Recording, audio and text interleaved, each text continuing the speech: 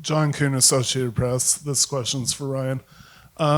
With the pre-game festivities that you've set up and kind of the fan experience you're trying to create for tomorrow, how much did you take from hosting the NBA All-Star Game and kind of use that to inform the fan experience that you're trying to build tomorrow for this opening game? I think the All-Star Game, we had a lot more space to play with in a couple more days. I mean, we're talking about like a 2-hour window, so it's a little different. But that being said,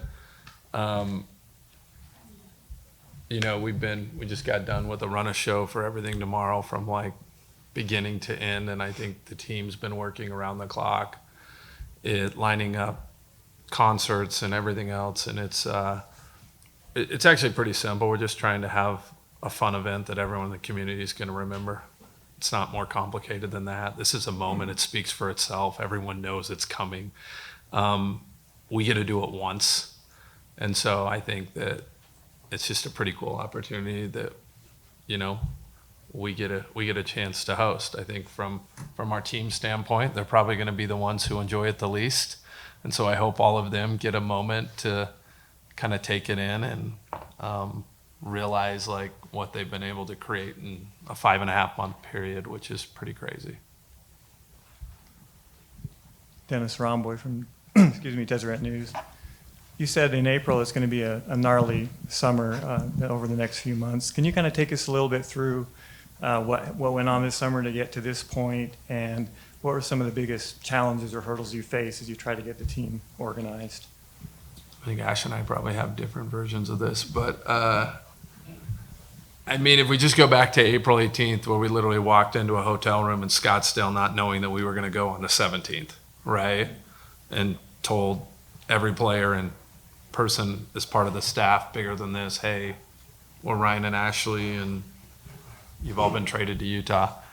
Like there's not really a playbook there. And then, the idea of saying, hey, let's get everyone on the plane, and fortunately having an incredible relationship with Delta, for them being able to send a plane down and say, hey, we actually want to have a moment in Utah, and then inviting the community, and then having that reception that everyone saw, kind of fueled everyone from there. And I think if we go over what took place after that, it's trying to find a practice facility, where we at first didn't think the Oval would work. And I see Jim sitting in the back, who literally like found a way to create an incredible spot that is kind of our own.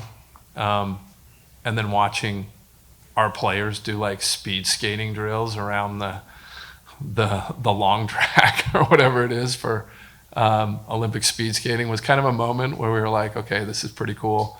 To the onboarding of all the people internally, just kind of receiving this team in and saying, okay, who's going to work on what? And this organization not having a lot of clarity around how this is all going to shake out, but every single person going, okay, I'm in, I'm willing to work longer, I'm willing to help, to tickets and sponsorships in the community, to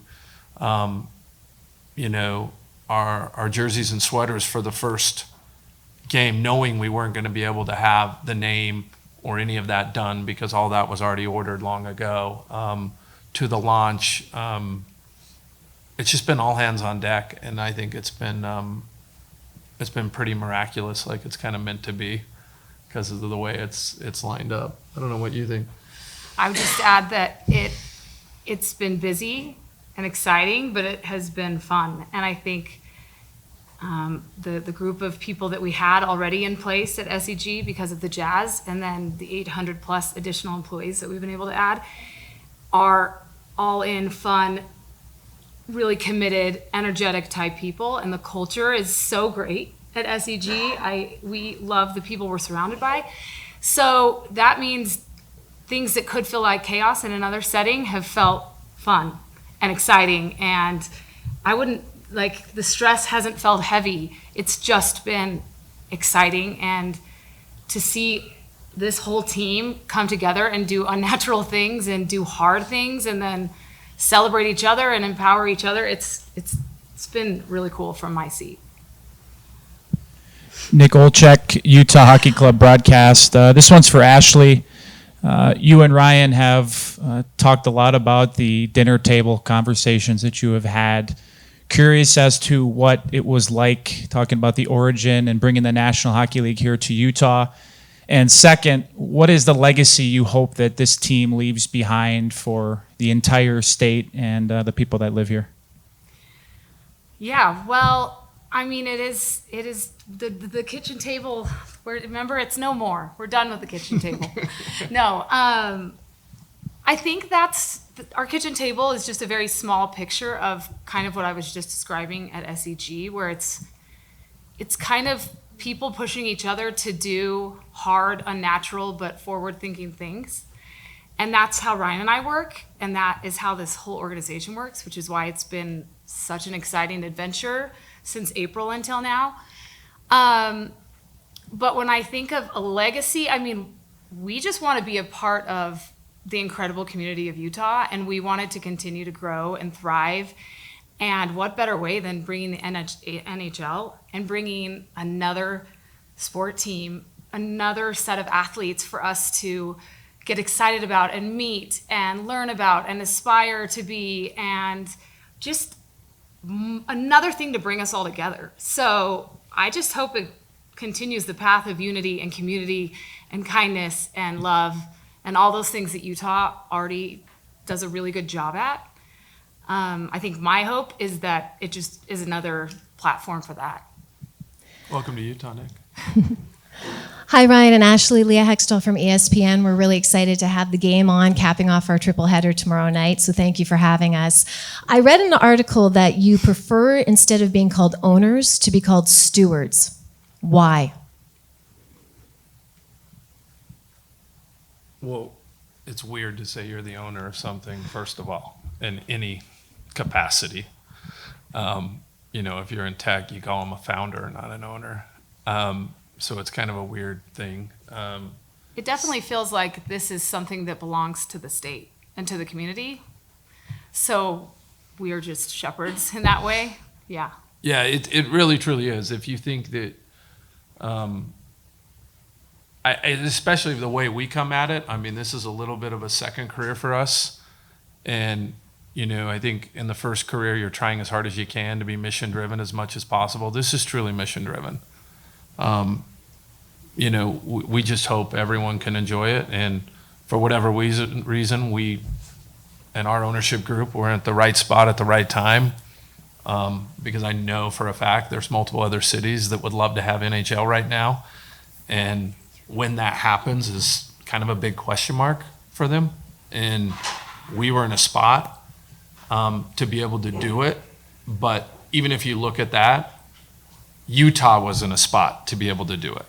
Because no matter how great we are, or how well funded we are, or how ready we are, the state's going to carry the day. The city's going to carry the day. The people showing up are going to carry the day. And hopefully that our missions to kind of work together with the city and the state and bring nice stuff here, like the NHL. And Ash mentioned it, like there's so much that we've learned already from hockey and the teamwork. And this is already being within the Jazz, not saying that the teamwork there isn't amazing, but the captaincy with Clayton and his responsibilities now as he comes out, like that's a new world a little bit. And it's like how everyone eats together and travels together and what they do. It's just such a cool thing for what teamwork's all about. And I think as an organization, we aspire to be like that as well. Hi there, Frank Saravalli from Daily Faceoff. So you mentioned a lot of the things that you've learned, even just about the hockey world, about what you've learned about your staff. So your market is going to learn a lot more about NHL hockey tomorrow night. But what do you hope the rest of the hockey world learns about Salt Lake and Utah? At first, we're not a small market. Like you can get on a plane, head to London, Amsterdam, Seoul, Korea coming up. We're the fastest growing market. We're the youngest demographic in the country. And in my world where I come from, that's what you bet on always. And so I think the other thing is like people like to recreate here. They like to get out. They like to do stuff. And I think that's what you're seeing. And I think you see that in other places with hockey. You'll see probably non-traditional markets rise above and create moments and experiences where the rest of the world wants to go. And I think that's what you're going to see in Utah. It's going to be very, very loud and very hard to play here. It's going to be a place where people come out. It's also going to be a place where players get extremely locked in, and they're going to have their best years of playing hockey in Utah. I think this is also a place where people show up to do good, and this is just another avenue to go do good and bring people together and help each other. And Utah is really good at that. So I'm just excited for a new group of fans and players and organization as a whole to be able to experience that part of Utah. It was really cool to be a part of All-Star and have the NBA come in and be impressed with our state and how we showed up in the opportunities for service and in different ways to extend kindness to each other. And the NBA enjoyed that. And I'm excited for the NHL and its fans to all get to experience that as well. Yeah, read Sergachev's comments about his neighbors. That's the Utah I know, right? Where it's like, are people really this nice? No, I don't need help unpacking my boxes, but thanks for the cookies, right? Like, we choose to live here because of the people, and we don't have the exclusive on nice people, but it's different here.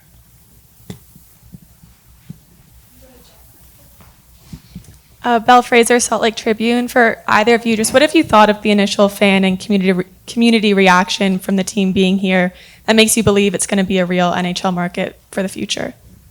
The first preseason game, we went up and we walked around the main concourse, and I was blown away by the amount of people saying thank you, the gratitude. I mean, we literally everywhere we were turning were amazing fans who were so grateful and expressing it. So back again to our cool community that we are gratitude focused, I would say, and the youth that were excited, and the energy was incredible. So first of all, I can't wait to see what happens tomorrow night. But I was very excited in that moment to be a part of this new exciting thing in Utah, because it just felt like, again, another way for the good parts of the people in our community to really shine. And that first night was a good moment and a good experience of the cool people in the state. Yeah, I think it's going to be a little bit of an evolution. Like, I remember like Kels and Swansea like turning around like during the anthem, like kind of looking around for a preseason game. And our arena is not fully where it's going to be in multiple years from now. But we're going to go build something together with the community. And I'm sure we're not going to be perfect, and it's going to take a while to be exactly where it's going to be ultimately. But kind of the trajectory of this team and where we're at, it's almost like we're catching each other at the perfect moment. And life timing's everything, and things are lining up to be pretty cool. Jeff Ryan here with Fox 13. It sounds like you guys are ready to go game one, but what's the biggest challenge you still face moving forward? We got a lot of people coming in from out of town tomorrow. The ticket requests are pretty crazy. And we don't have our sweaters yet. That's like what we think about a little bit, is like, man, it would be cool but you can't have this type of timing and have everything set perfect. And we don't know what we don't know. So we're not going to brace for impact and not experience the fun of tomorrow. And I hope all the fans are able to do that too, because it'll be learning for all of us. So yeah, I think we're just excited. I hope everyone gets a chance to take in this moment in history. Like, that's my biggest fear, is that like we don't like sit back and actually go, and we don't do that very well, and say, this is a moment. So I hope everyone takes a selfie and like sends it to someone. I know you like to play basketball and you're really good at it. How's your skating skills? I haven't skated in a long time, but But for the record, when we first met, I would go watch him play roller hockey. Yeah, at the local classic skating. I remember that 10 o'clock at night. It was hard to even get ice or roller hockey time. But I can skate. I can skate a bit. It's just been a while. But there's one basketball player out there that can skate a bit too, and we've been talking a lot about getting out on the ice. Army told me he was going to order some skates for me. Except for unlike basketball, I could actually probably fit in the hockey skates. Ryan and Ashley, Andrea Urban with Fox 13. I was at hockey practice this morning and I asked the players, was there anything that surprised them through this whole process? And I was like, really, anything that you guys want to say? And each one of the three players that I spoke to said that it has been a smooth transition that has allowed them to lock in at what they're doing because of what this ownership group has allowed them to do. And that's on you guys. So why was it so important to you to make sure that that transition was smooth for the players, the coaching staff, the guys who are going to work every day and putting on this game and this show for this fan base? Why was that important for you guys? I can say it. Like, when you're starting from new, like, I mean, I come from a world where we ask for a lot of feedback, and it's liberating when people will actually just tell you. And so when we were starting this process, one thing we did was just sat down with the players and say, hey, look, we're going to make 1,000 moves in the next 5 months. Will you please just tell us which ones are important to you so we're not guessing? And they did. And there was a bunch of things that they really cared about. And there was the things that we probably thought they'd care about that they didn't care about. And so I think really focusing on their families and, you know, one of the things they really care about, they wanted to fly Delta. Well, guess what? That was an easy phone call and have Wi-Fi on the plane. And really just working with them. So they've really been part of this process with us. And I think Chris Armstrong and Bill Armstrong and all of us have tried to involve them with it. And I think it's pretty cool because, you know, I remember at the draft talking to Tej saying, hey, you're the very first player ever to be drafted by this franchise. And Clayton, you're the very first captain of this franchise. And there's just a lot of firsts. And that's cool. Someone's going to make history tomorrow night. Actually, a lot of people are. And so I think that's something that it's easy for them to get up for. And then also, you know, as I was talking about the Oval, like, I think people in this organization have over-delivered for what everyone thought was possible. And I think the city and the state has as well. And so hopefully that's what we can continue to do is kind of under-promise and over-deliver. And I think when people are giving their feedback and you're exceeding those expectations, then they can be rest assured they don't need to worry about it and go get locked in onto their core job. And hopefully that's the same story they're going to be telling 5-10 years from now. I think we're interested in the experience for everyone involved. We're interested in the SEG experience, in the player experience, the coaching experience, the fan experience. That's what this is about, is having cool new experiences together. And I think we're a really good way to reach different and new and forward-thinking experiences is by bringing in diversity of thought and these 800 plus employees that we've been able to bring in. And I think it's 80. 800's a lot. And it's 800, but it's fine. It's just been cool to have different voices in the room, right? Like let's mix it up more so that we end up at the right spot every time. And we'll keep doing that over and over. Jay Catch, KSL Sports. And Ryan, I asked you a question when you guys purchased the Utah Jazz years ago and said, you run an ultra successful company, and this extends to you, I guess, Ashley. Now you guys add another franchise to the mix. I remember asking you, how are you going to balance all of this? You've added more to your plate. I just want to ask you, I guess, a follow-up all these years later. Well, I mean, we're surrounded by incredible people at SEG. Without SEG and the quality of people that are a part of this team, we couldn't balance it. But that's the biggest reason we're able to balance things. Yeah. Is your question more like personally? Personally, yeah. I think we just got to go figure it out, like everything else. Like, I mean, we got 5 kids, 8 through 16. We're in it. I mean, there's double-digit activities every night. I mean, they have lives too, and so look, we just do the best we can. If we can't make stuff, we're not going to put too much pressure on us. Like, no offense, but if I'm at the basketball game or not at the hockey game or we're not there, like, it'll go on. Danny's there, Bill and Chris are there, like, we're good. And I think that's just, I think a lot of the work's done before. And so we'll try to be as active and involved as we can, but I think one of the things that I love about, and Ash and I, like, this is one of the first things as we talked about that we've been able to do together.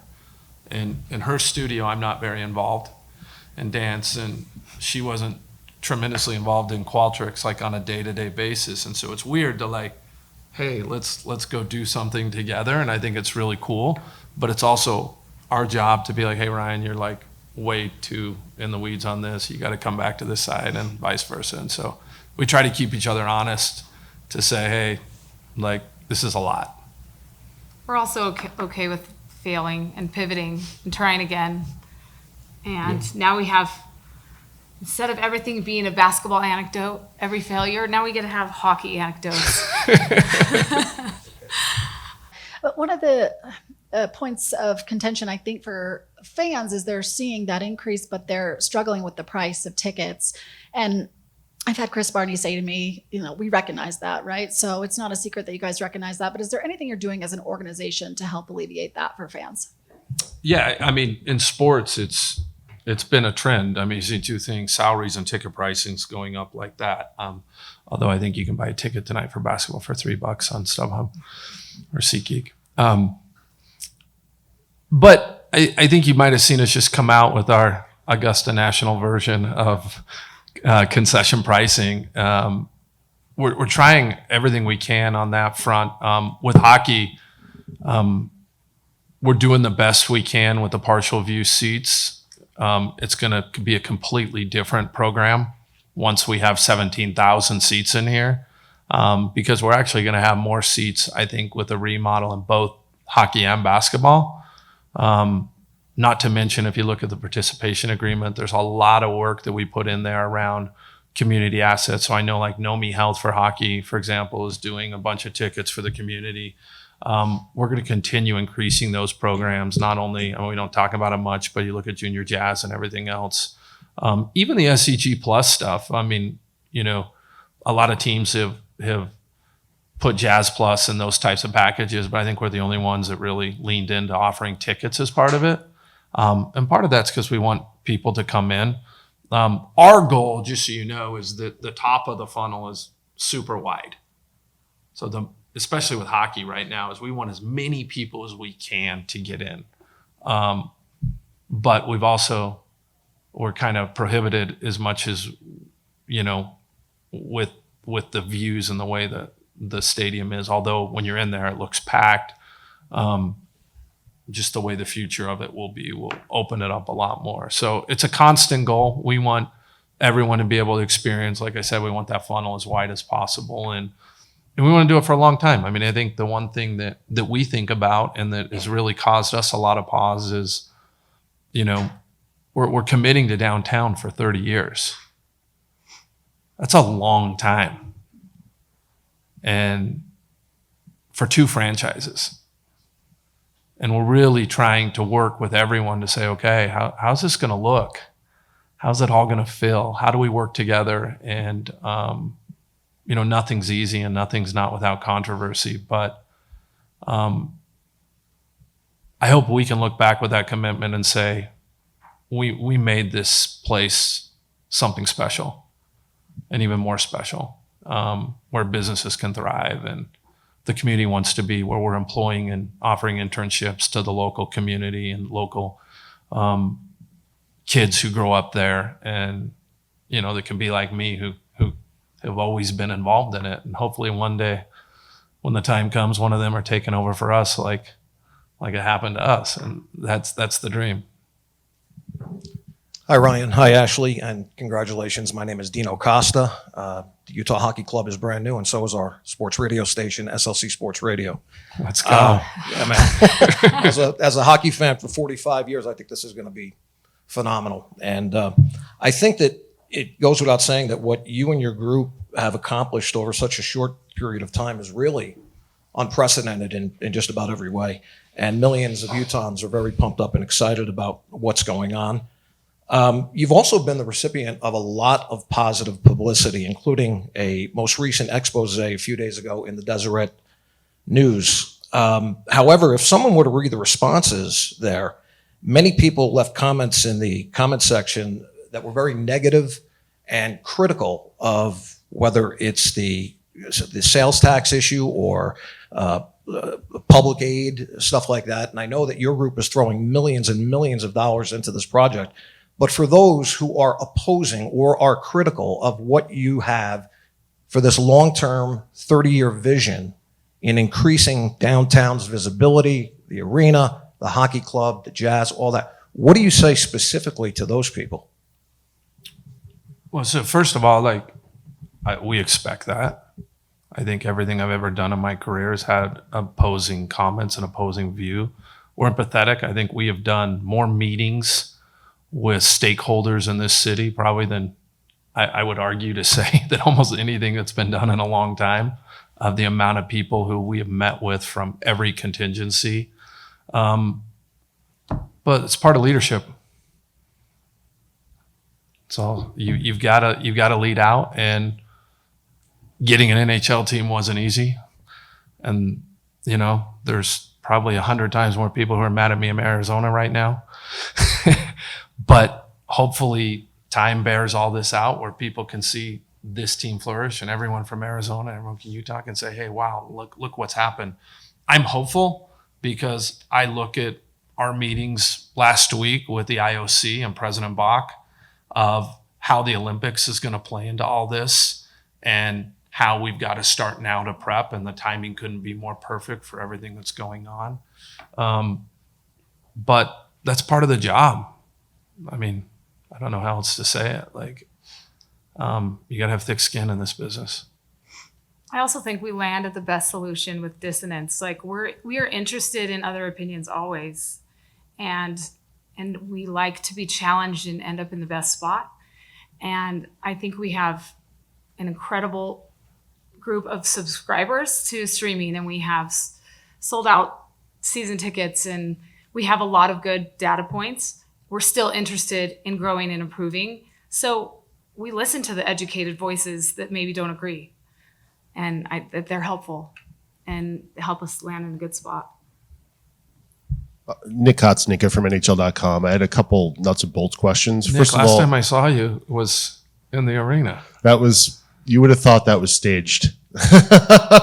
Anybody reading that would have thought that was staged. If you don't know what he's talking about, I was interviewing a fan, and we ran into Ryan, and she was in tears thanking him at the first preseason. She was wearing like an Oilers jersey or something, a Rangers jersey. She had Utah stuff on. Okay. Yeah, she did.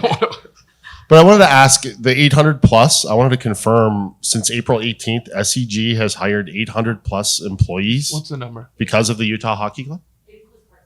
Okay. Oh, so right. including I hadn't seen part-time? that number. Okay. So And that made me Brian is think, are there any other hard numbers? Like, for example, I know it was more than 30,000 season ticket depositors. How did you accommodate them all in terms of season tickets? Any other hard numbers that are notable from what you've done in 5-6 months? Well, I mean, we have over 6,300 streaming subscribers, and we had 15,000 people show up for our introductory welcome, and we also sold out on opening night. I mean, We sold 1,200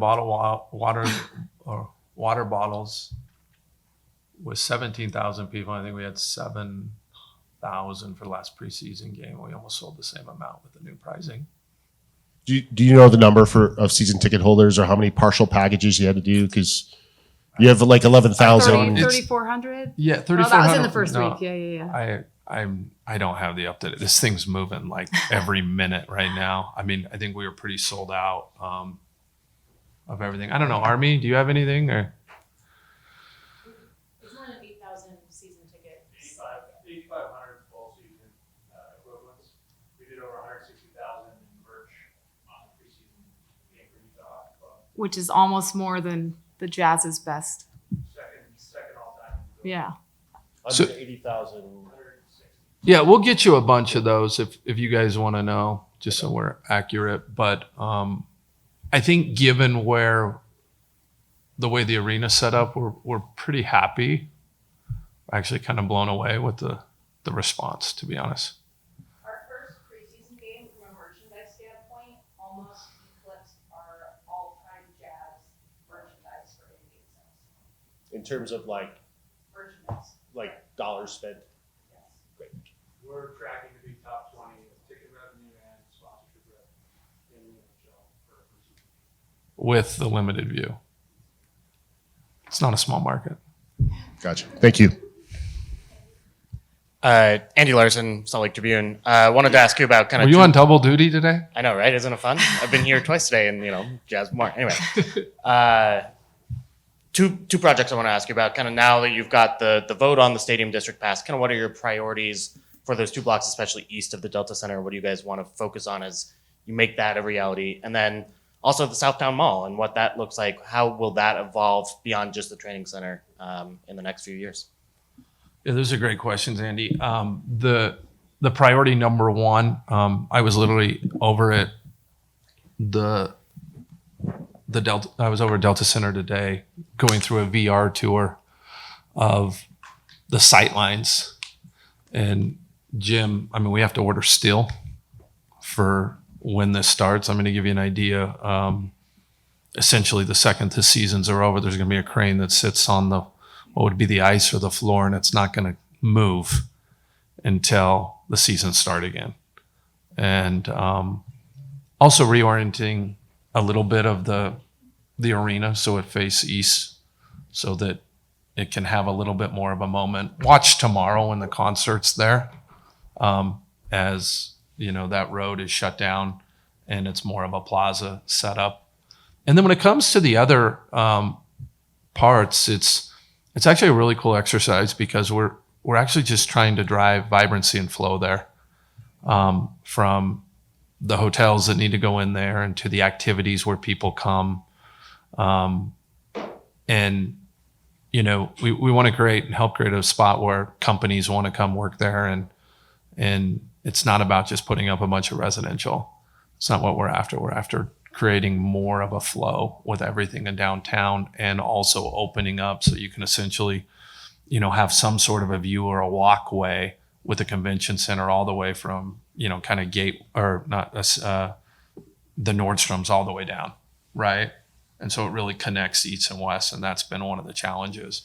So that's that piece. On Southtown, we just have a real opportunity to kind of make that, it's actually the perfect north, south, east, and west of this valley. And we're going to have the new hockey facility that's going in there with other stuff that'll go in there and kind of make that the anchor tenants around sports. And it's pretty cool. You kind of have two choices with these facilities: is you kind of either park them away so no one can see them, or you actually build around them. And I think we're moving into an era where these are also anchor tenants of these places where the community can come. I mean, you get a chance to look over, and I think we're learning a lot from hockey where they're literally going to get off the ice and the kids are going to come on, and the community can be there. And I'm not saying we should do that with all the sports, but it actually opens up an element of the art of the possible when it comes to community involvement in these assets. This is the lab. That's the show, and the lab's where everything happens and where people spend all of their time, And so it's the same with the Oval. a lot of people have been able to go into the Oval and kind of say, wow, it's been pretty cool to watch. So I think we can learn a little bit from that. Michael Rothstein, ESPN. Ashley, you were talking a little bit before about how you guys deal with when there is criticism. And what's an example, maybe beyond just the hockey portion of it, that y'all have faced that criticism and how you've, I guess, used that to fuel kind of future decisions that you've made? That's a good question.